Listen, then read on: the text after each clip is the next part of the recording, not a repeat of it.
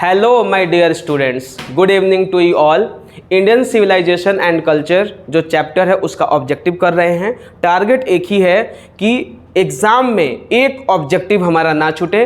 Book से related जितने objective आए सारा हम लोग कवर कर लें, एक छूटेगा भी नहीं। मैं आपको ये प्रॉमिस कर चुका हूँ कि एक एक लाइन से ऑब्जेक्टिव बना रहा हूँ, कहाँ से क्वेश्चन छूटेगा, बिल्कुल नहीं छूटेगा। और आज आपका लास्ट पार्ट होने वाला है पार्ट 6। पार्ट 5 तक हमने कर लिया है, आज आपका पार्ट 6 है और इसके सारे क्वेश्चन हम लोग बिल्कुल डिटेल्ड मैनर में जैसे करते हुए आ रहे हैं वैसे ही करेंगे। आपको क्या करना है, आपको अपने स्टडी टेबल पे कॉपी, पेन और पीने के लिए अगर पानी रखना है तो पानी रख लो, हिलोगे नहीं जब तक लेक्चर ये चल रहा है।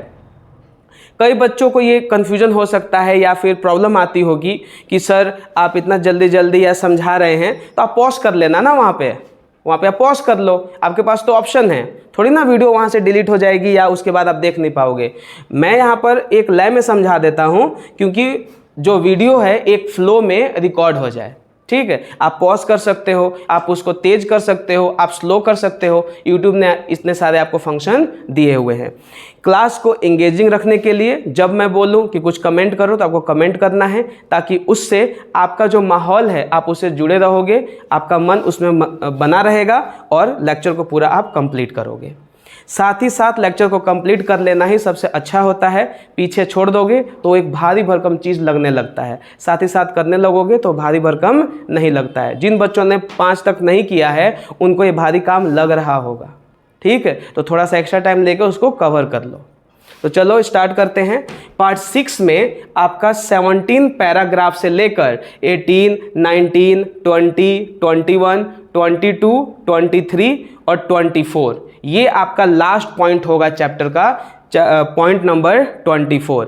इन सब से रिगार्डिंग पैराग्राफ बाय पैराग्राफ हम लोग ऑब्जेक्टिव करेंगे। सो पैराग्राफ 17 से संबंधित क्वेश्चन नंबर 1, पैराग्राफ 17 से संबंधित क्वेश्चन नंबर 1 ओवरऑल देखा जाए तो ये आपका 95th क्वेश्चन है। 95th, क्या 94 तक आपको याद है? 94 तक अगर ऑप्शन के साथ में अगर दूं और जो बच्चा बताना चाह रहा है कि सर मैं बिल्कुल बता दूंगा आंसर, वो आप H करके टाइप करोगे, H मतलब हाँ, या फिर Y टाइप करोगे, Y मतलब यस। तो आप मुझे कमेंट करोगे कि कितने बच्चे जो हैं 94 क्वेश्चन तक अगर मैं पूछूं ऑब्जेक्टिव देकर, मतलब ऑप्शन देकर, तो आप मुझे उसका आंसर बता पाओगे, ठीक है। तो चलो 95 क्वेश्चन हम लोग देखते हैं। What has kept Hinduism alive till now, मतलब ऐसा क्या है कि हिंदुइज्म को अभी तक जिंदा रखा है। ऐसा क्या है? आपने कहानी में पढ़ा होगा कि किस तरीके से गांधी जी ने बताया है कि हमारा जो हिंदुइज्म है, ये बात आपको ध्यान रखना है कि यहाँ पर गांधी जी सिर्फ हिंदुइज्म मतलब हिंदू की बात नहीं कर रहे हैं। जो भारत का जो नींव है, भारत का जो जड़ है, वो जो जड़ मजबूत हुआ है वो कहीं ना कहीं शुरुआत में हम लोग सनातन धर्म को यूज करते थे, सिंधु नदी के किनारे रहते थे, तो वहां पे लोग जो रहने लग गए उनको हिंदुस्तान कहने लगे लोग। तो यहाँ पर आप ध्यान दोगे कि यहाँ पे हिंदुइज्म मतलब हिंदू लोग को नहीं कहा जा रहा है, हिंदुस्तान में जो लोग भी रहते हैं उसको कहा जा रहा है। तो कह रहे हैं कि व्हाट हैज केप्ट, क्या ऐसा है जो इस हिंदुस्तानी सोच को हमेशा जिंदा रखा है, अलाइव रखा है। ऑप्शन ए मॉडर्न इन्वेंशन, क्या जो आधुनिक जो खोज हुए हैं वो। ऑप्शन बी हिंदुइज्म स्क्रिप्चर, जो हिंदू के जो साहित्य वगैरह जो किताबें रही हैं, वेद पुराण रहा है क्या वो। Option see something inherent in Hinduism, जो हम हिंदुइज्म में समय के साथ जो हमें मिला हुआ है हमारे पूर्वजों से, क्या उससे हिंदुइज्म जिंदा रहा है। वेस्टर्न फिलोसफी, क्या पश्चिमी जो देश है वहाँ से जो दर्शन आए हुए हैं उससे हिंदुइज्म जिंदा है। तो आपको कहानी में मिलेगा कि हिंदुइज्म में समय के साथ साथ जो हमने हिंदुइज्म से लिया है, उसको जो हमने जीवन में अपनाया है, उसी ने हिंदुइज्म को क्या किया है, अलाइव किया है। So my dear student, right answer is option C, that is something inherent in Hinduism kept Hinduism live till now. ये जो चीज है हमारे हिंदुइज्म को अभी तक क्या रखा है, जिंदा रखा है। तो आई होप क्वेश्चन नंबर 1 आपको क्लियर हो गया होगा पैराग्राफ 17 का।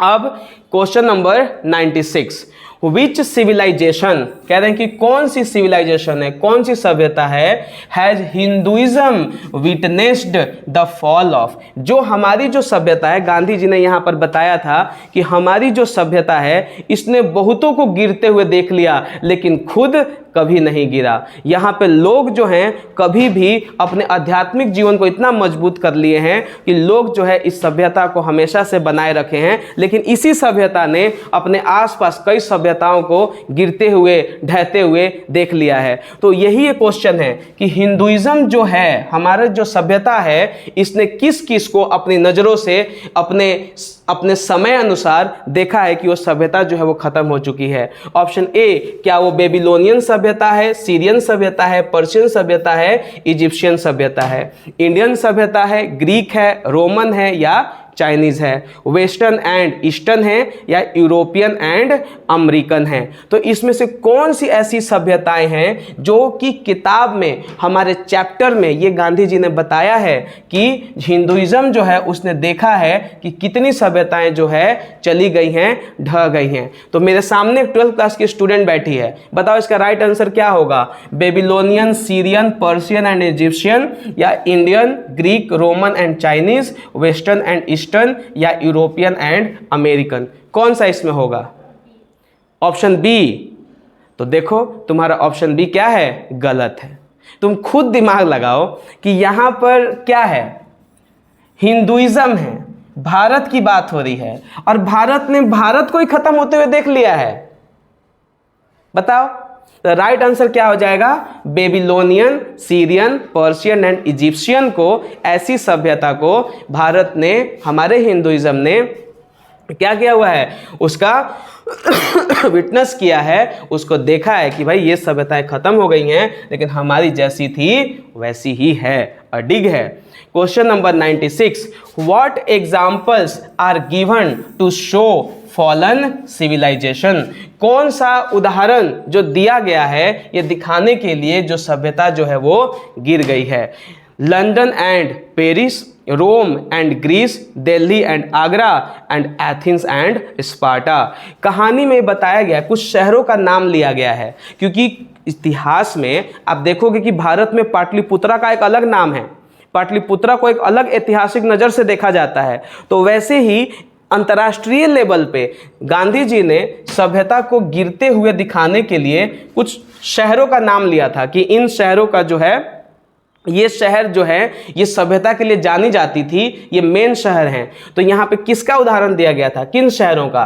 लंदन और पेरिस का दिया गया था, रोम एंड ग्रीस का दिया था, दिल्ली एंड आगरा का दिया था या एथेंस एंड स्पार्टा का दिया था? सो राइट आंसर हो जाएगा आपका option B, Rome and Greece. Rome and Greece को जो है ये गांधी जी ने कहा था कि पहले ज़माने में रोम और ग्रीस का नाम लिया जाता था लेकिन ये सभ्यता भी खत्म हो गई है। According to the passage where was Rome? Rome जो है वो कहाँ है? बहुत ही आसान आंसर है, ग्रीस में है, इटली में है, पर्शिया में है या इजिप्ट में है? कहाँ पे है बताओ? हैं? एशिया, पर्सिया है, एशिया नहीं है, पर्सिया है। राइट आंसर पर्सिया नहीं होगा, गलत है। और बताओ, तुम बताओ। सर क्या क्या है इसमें? ग्रीस है, इटली है, इजिप्ट है, ये तो गलत ही हो गया। और उसमें सर क्वेश्चन क्या बोला है? क्वेश्चन यही है कि रोम कहाँ है, रोम कहाँ स्थित है? जैसे दिल्ली कहाँ स्थित है? अच्छा दिल्ली कहाँ है? सर इंडिया में। तो वैसे ही रोम कहाँ है? ग्रीस में है, इटली में है, इजिप्ट में है? Sir Greece. ग्रीस में है, ये भी गलत हो गया। अब दो ऑप्शन है, आप बताओ किस में हैं? डी, ये भी गलत हो गया। तो आप लोग भी ऐसे ही कर रहे हो क्या?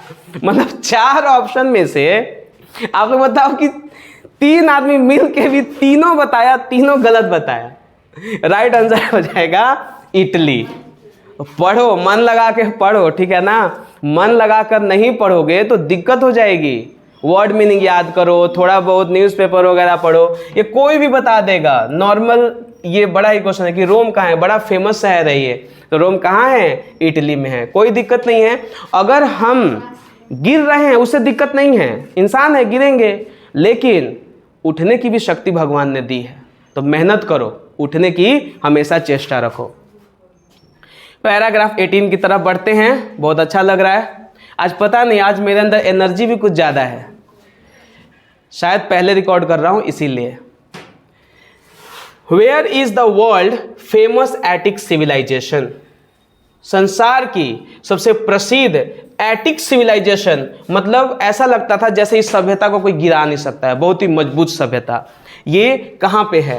पर्शिया, ग्रीस, इंडिया या रोम? सो एटिक सिविलाइजेशन मतलब कि एक जगह थी, एटिका जगह थी, वहां पे जो सभ्यता फली फूली वो कहां पे थी? तो उसका राइट आंसर क्या हो जाएगा? Option B, Greece.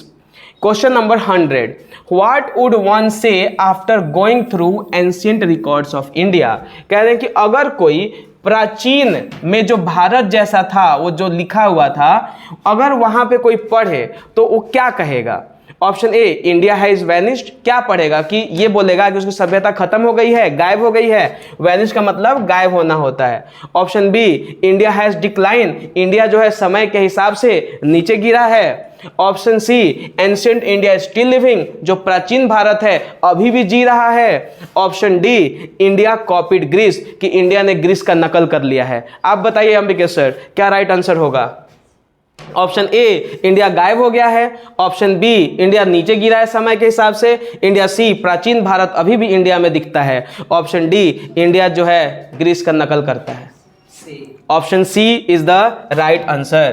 तो क्या बात है अंबिकेश सर, आप लगता है कि पढ़ाई मतलब इतना पढ़ाई करते हैं आप? अच्छा, बहुत अच्छी बात है, पढ़ाई करनी चाहिए।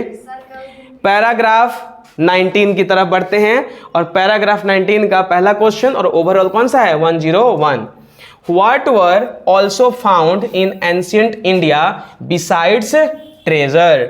जो what were also found in ancient India मतलब कि अगर हम लोग प्राचीन भारत को देखें तो बहुत सारे ऐसे ट्रेजर्स हैं, बहुत सारे ऐसे बहुमूल्य चीजें आपको मिलेंगी, लेकिन उसके अलावा और भी चीज क्या मिलता है?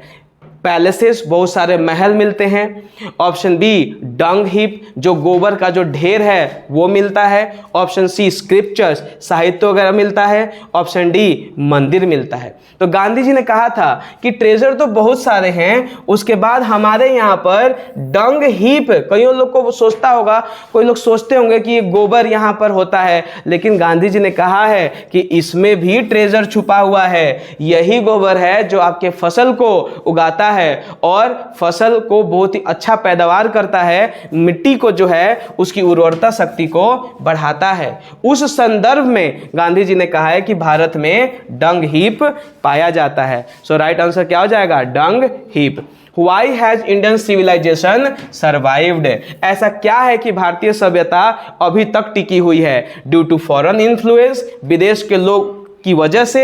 Option B, due to military power, हमारे यहाँ फौज बड़ी मजबूत है इसलिए। Because its end was spiritual not material, क्योंकि यहाँ पे लोग ज़्यादा आध्यात्मिक हैं ना कि भौतिकी सोच रखते हैं। Option D, because of wealth, कि धन की वजह से। किस चीज़ की वजह से टिका हुआ है? क्योंकि भारत जो है यहाँ पे लोग क्या हैं? आध्यात्मिक ज़्यादा हैं ना कि चीज़ों के लिए ज़्यादा भूख रखते हैं। सो राइट आंसर क्या हो जाएगा? Option C. अगला क्वेश्चन और पैराग्राफ 20 की तरफ हम लोग बढ़ चुके हैं। On what does Indian civilization depend? Bharat की सभ्यता किस पे डिपेंड करती है, किस पे आधारित है? क्या ये चाहतों को बढ़ाना चाहती है, restricting wants and self denial? क्या ये वांट्स को रोकना चाहती है और जो खुद की जो खुशी है उसके लिए ज़्यादा पागल नहीं होना चाहती है? ऑप्शन सी, एक्यूमुलेटिंग वेल्थ, क्या भारतीय सभ्यता में लोग ऐसी सोच रखते हैं कि धन को हमें संचय करना चाहिए, बहुत ही ज़्यादा इकट्ठा करना चाहिए? ऑप्शन डी, फॉलोइंग वेस्ट, हमें पश्चिमी लोगों की बात माननी चाहिए, जैसा उनका जीवन शैली है हमें अपनाना चाहिए। तो right answer my dear friend और माय डियर स्टूडेंट्स क्या हो जाएगा? Restricting wants and self denial. Question number next जो हम लोग है वो पैराग्राफ 21 से रिलेटेड करेंगे। एंड वो क्वेश्चन नंबर क्या है 103। For whom is European civilization suited? European civilization किसके लिए ज्यादा सूट करता है, किसके लिए वो बना हुआ है? भारतीयों के लिए, ऑप्शन बी एशियन के लिए, ऑप्शन सी यूरोपियंस के लिए, ऑप्शन डी द वर्ल्ड के लिए। तो ऑब्वियसली जब यहाँ पर यूरोपियन की बात हो रही है तो यहाँ पर यूरोपियंस के लिए सूट करेगा। यहाँ पे बताया भी गया है कि वहाँ की सभ्यता उसके जलवायु के हिसाब से फली फूली है, तो उनके लिए ही सूट करता है। तो राइट आंसर क्या हो जाएगा? Europeans. Question number 104, what will happen if India copies European civilization? क्या होगा अगर भारत जो है यूरोपियन सिविलाइजेशन की नकल करेगा? प्रोस्पेरिटी मतलब बहुत फलेगा फूलेगा, ऑप्शन बी रूइन नाश हो जाएगा, ऑप्शन सी प्रोग्रेस करेगा आगे बढ़ेगा, ऑप्शन डी डेवलपमेंट इसका विकास होगा। तो ऑब्वियसली अगर हम पश्चिमी सभ्यता को फॉलो करते हैं तो गांधी जी ये कहते हैं कि हमारा क्या हो जाएगा? रूइन हो जाएगा, नाश हो जाएगा। Question number 105, what must India do with European civilization? भारतीय सभ्यता में ये बताया जा रहा है गांधी जी के द्वारा कि हम भारतीय लोगों को यूरोपियन सिविलाइजेशन के साथ क्या करना चाहिए? क्या उसको रिजेक्ट कर देना चाहिए पूरा का पूरा, एकदम नहीं करना ही नहीं है बिल्कुल? ऑप्शन सी एडोप्ट एवरीथिंग, हर चीज उनका अपना लेना है, option C adopt and assimilate only good things, जो अच्छी अच्छी चीजें हैं वो उनका हमें ले लेना चाहिए, option D destroyed, European civilization को खत्म ही कर देना चाहिए, मिसाइल से उड़ा देना चाहिए। क्या करना चाहिए? तो हिंसात्मक लोगों मिसाइल से उड़ाना नहीं चाहिए, हमें उनकी अच्छी चीज़ों को अपनाना चाहिए ना। गांधी जी ने कहा है कि हम उससे उतनी नफरत नहीं करते हैं, जो अच्छी चीज़ें हैं हम उनका लेंगे। तो इसका राइट आंसर क्या हो जाएगा? Adopt and assimilate only good things. कितना फास्ट करा रहा हूं आज मैं। What does assimilation by Indian means? भारतीय जो एसिमिलेट हो जाएंगे मतलब सम्मिलित हो जाएंगे, उससे क्या मतलब है? ब्लाइंड कॉपिंग, एकदम अंधाधुंध हमें नकल करना है, ऑप्शन बी सेलेक्टिव एडॉप्शन, हमें चुन के उनके चीज़ों को अपनाना है, option C rejecting all modern things, जितनी भी आधुनिक चीज़ें हैं सबको रिजेक्ट कर देना है, ऑप्शन डी एक्सेप्टिंग स्लेवरी, हमें गुलामी को एक्सेप्ट कर लेना चाहिए। तो राइट आंसर क्या होगा अंबिकेश सर? ब्लाइंड कॉपिंग, दम अंधाधुंध उनका नकल करना है पश्चिमी सभ्यता का, हमें सोच समझ के चुनना है, ऑप्शन सी रिजेक्टिंग बिल्कुल ही खत्म कर देना चाहिए, ऑप्शन डी एक्सेप्टिंग स्लेवरी गुलामी को एक्सेप्ट करना चाहिए, ऑप्शन बी होगा सिलेक्टिव एडॉप्शन एंड आपको मिल जाते हैं 2 करोड़ रुपए, और ऑप्शन बी आपका बिल्कुल सही है, आपके अकाउंट में आज 2 करोड़ रुपए चले जाएंगे। चलिए क्वेश्चन नंबर पैराग्राफ 22 का है, question number 107, what is called an evil in European civilization? Europe की सभ्यता में एविल किसको सबसे बड़ा पाप या बहुत बड़ा खराब चीज माना गया है? रिलीजन को, धर्म को, option B search for material comfort, जो वो भौतिकी चीजों का जो सुख पाना चाहते हैं वो सबसे खराब चीज कहा गया है, साइंस विज्ञान को खराब कहा गया है, या लिटरेचर उनके साहित्य को खराब कहा गया है? कौन सा ऐसा चीज है जो उनके लिए क्या है? एविल है, बहुत ही खतरनाक चीज है, नहीं करना चाहिए उनको। तो रिलीजन तो अच्छी चीज होती है, विज्ञान भी अच्छी चीज होती है, साहित्य भी अच्छी चीज होगी। बी, आज अंबिकेश सर तो करोड़पति बन जाएंगे, लेकिन देखते हैं करोड़पति बनते हैं कि नहीं बनते हैं। कहने में क्या जाता है, 2 करोड़ फिर से आपके अकाउंट में जाएगा। तो कितने हो गए टोटल 4 करोड़ के साथ हम लोग क्वेश्चन नंबर 108 की तरफ बढ़ते हैं। What might happen to Europeans if they do not change their outlook? कह रहे हैं कि यूरोपियन के साथ क्या होगा अगर जिस तरीके से अभी वो लोग जीते हैं अगर बदलेंगे नहीं अपना जीवन शैली, तो उनके साथ क्या होगा? Option A they will prosper, वो बहुत आगे बढ़ेंगे, फलेंगे फूलेंगे, option B they will perish, वो लोग खराब हो जाएंगे, खत्म हो जाएंगे, option C they will progress, बहुत आगे बढ़ेंगे, option D they will lead India, वो भारत का नेतृत्व करेंगे। क्या होगा बताइए? ऑप्शन बी अगेन 2 करोड़ रुपया के साथ टोटल 6 करोड़ रुपया आपके अकाउंट में चले जाएंगे। सो वे लोग क्या हो जाएंगे? खराब हो जाएंगे, खत्म हो जाएंगे। आप बड़े खुश हो रहे होंगे कि आपके अकाउंट में 6 करोड़ रुपया जाएगा। कोई बात नहीं, सोचेंगे 6 करोड़ भेज दिया जाएगा आपके अकाउंट में। Question number 109, what is India warned against running after? India को वार्न किया जा रहा है किसके विरुद्ध?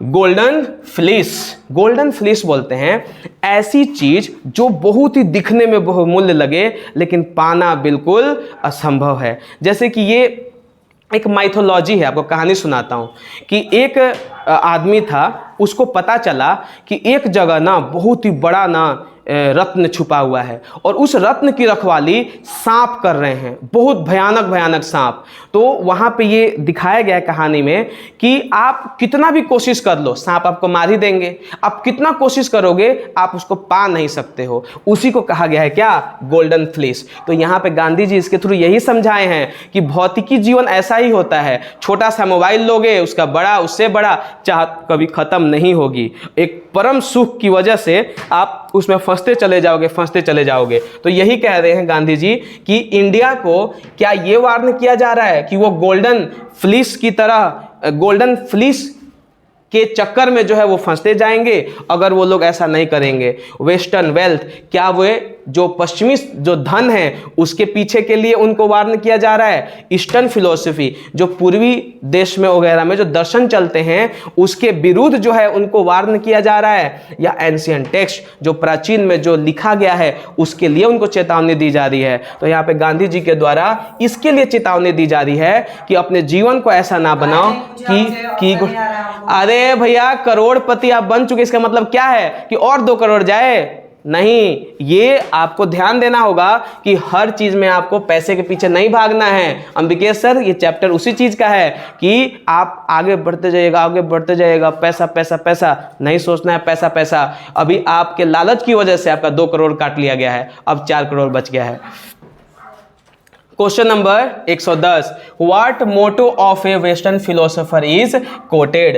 एक बहुत ही अच्छा लाइन एक पश्चिमी दर्शन, वहाँ पे जो दर्शन थे, एक महान आदमी थे, उन्होंने कहा था इस कहानी में, लिव फॉर प्लेजर। उन्होंने क्या कहा था, जीवन में आनंद, जीवन है तो आनंदमय रहो, हमेशा आनंद के पीछे भागो।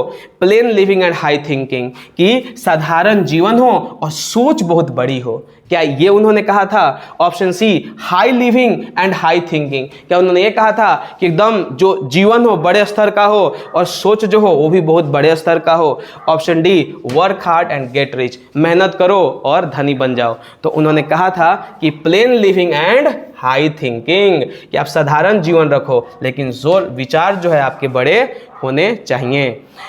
111 की तरफ बढ़ते हैं। What is certain if millions can not have high living.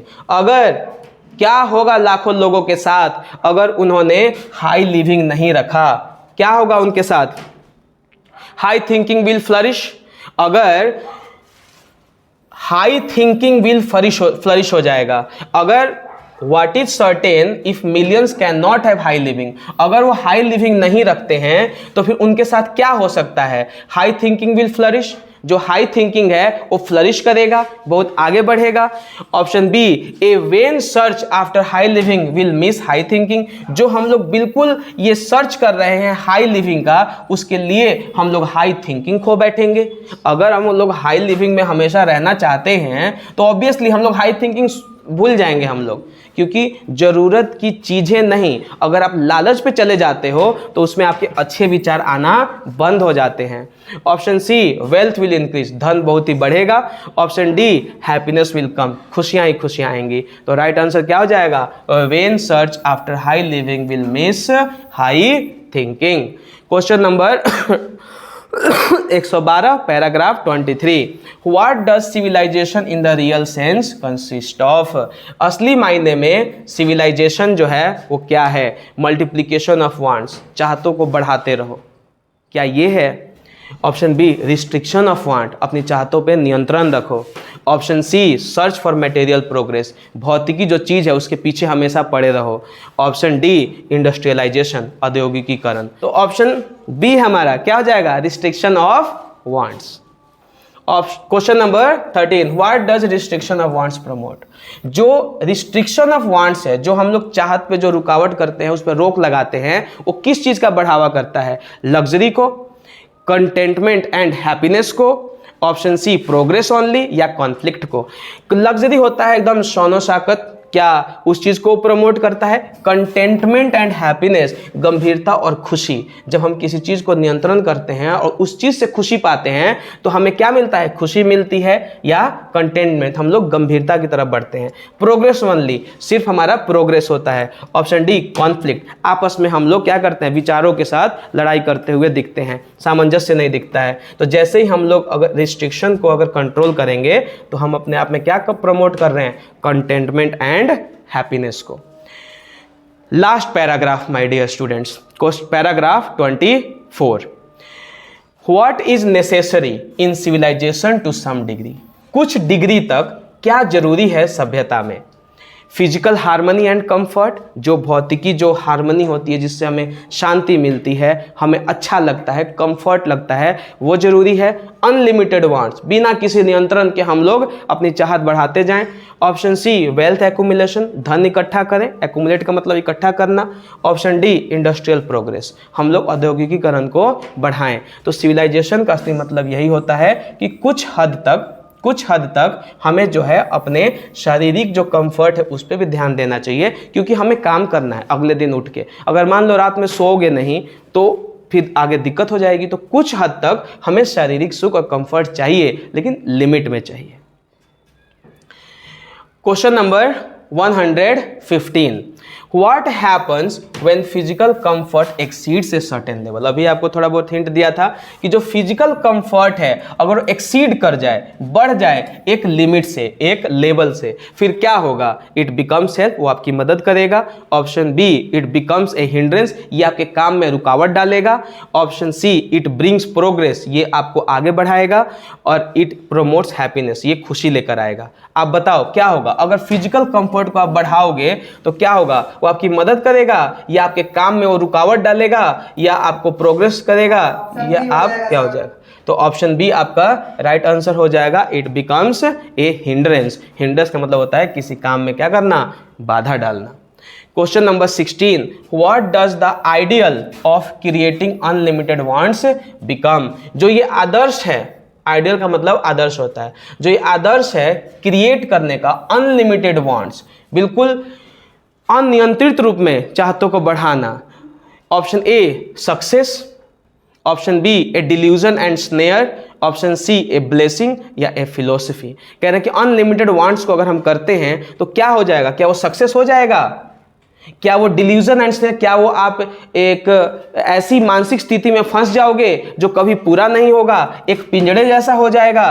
क्या वो आशीर्वाद की तरह आपको पूरा कर रहा हुआ मिलेगा या एक दर्शन की तरह होगा जो आपके विचार को बदलेगा? तो राइट आंसर क्या हो जाएगा कि अगर आप वांट्स को बढ़ाते जाओगे तो एक पिंजड़े की तरह हो जाएगा, आपको जीवन लगेगा कि इतने ही हैं, उससे आगे आप सोच ही नहीं पाओगे। Question number 117, what must the satisfaction of physical and intellectual needs meet? कह रहे हैं कि what must the satisfaction of physical and intellectual needs meet? अगर आप फिजिकल और इंटेलेक्चुअल नीड को मीट करते हैं तो आपको क्या चाहिए? Option A certain point, option B unlimited wants, no end, option D continuous progress. तो जो आपका फिजिकल सेटिस्फैक्शन है और इंटेलेक्चुअल जो नीड्स है एक जगह पे आकर मिल जाता है, एक जगह पे आके मिल जाता है, इसका मतलब है कि आपका जो लिमिट है वो इतना ही है। इससे ज़्यादा जाओगे तो फिर ये बिछड़ जाएंगे और इतने बिछड़ जाएंगे कि आप कभी भी आपको शांति नहीं मिलेगी। तो यहाँ पर ये फिजिकल जो शारीरिक सुख है और जो दिमाग से आप इंटेलेक्चुअल होते हो एक जगह पे आकर वो मिलता है। सो राइट आंसर क्या हो जाएगा? ए certain point. Question number 118, what happens if satisfaction of need crosses the limit? अगर जो सेटिस्फैक्शन जो है जरूरत से ज़्यादा अगर क्रॉस कर जाता है, लिमिट से ज़्यादा, तो क्या हो जाएगा? इट प्रमोट्स स्पिरिचुअलिटी, वो आपके आध्यात्मिक जीवन को बढ़ावा देगा। इट डिजनरेट इनटू इंडल्जेंस, ये इस तरीके से आप में शामिल हो जाएगा कि वो आपको धीरे धीरे डिजनरेट करेगा, आपको खराब करेगा। Option C it gives peace, आपको शांति देगा। Option D it creates harmony, ये आपके अंदर जो है हमेशा सेटिस्फैक्शन वाली फीलिंग देगा, आपके दिमाग से आपको शांति में फील करवाएगा। तो आप बताओ, अगर आप जो संतुष्ट, जो ज़रूरत की जो चीज़ें हैं उसको आप तो देख रहे हो, लेकिन अगर लिमिट पार कर गए, जो आप सेटिस्फाइड होते हो चीज़ों से, अगर आपकी वो जो लिमिट है उसे पार कर जाते हो, तो आपको क्या होगा, इट जनरेट इनटू इंडल्जेंस। तो ये आपका लास्ट क्वेश्चन था, आई होप। नहीं, लास्ट क्वेश्चन अभी नहीं है। How should a man arrange his circumstances, ये जो मैन है अपनी स्थितियों को किस तरीके से व्यवस्थित करना चाहिए।